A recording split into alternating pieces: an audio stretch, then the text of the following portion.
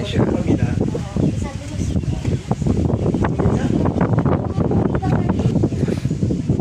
Host school.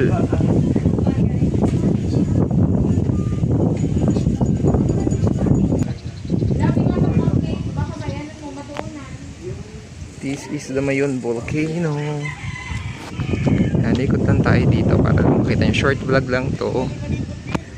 So yung iba nag-ano dito, nagte-tent, nagpi-pinch tent.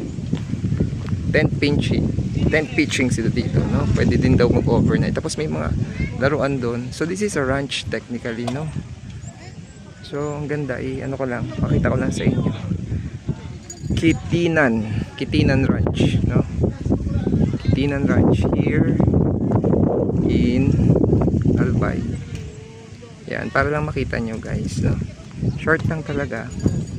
Kasi ito lang may makikita nyo. Pero kung gusto nyo pang umikot-ikot doon sa baba, so yan.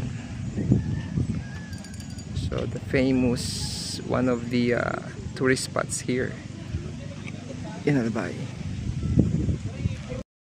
Yan, sabi kasi ni nung kasama namin dito, no, bago lang tayo ito. So yan siya, ganda. Pag nandito kayo talaga kitang-kita nyo ang ganda. So yun guys, short vlog lang just for you to see itong lugar dito sa mga pinapasyalan natin. Sama-sama lang tayong umikot dito saan man, no, sa Pilipinas o sa mundo. Yan.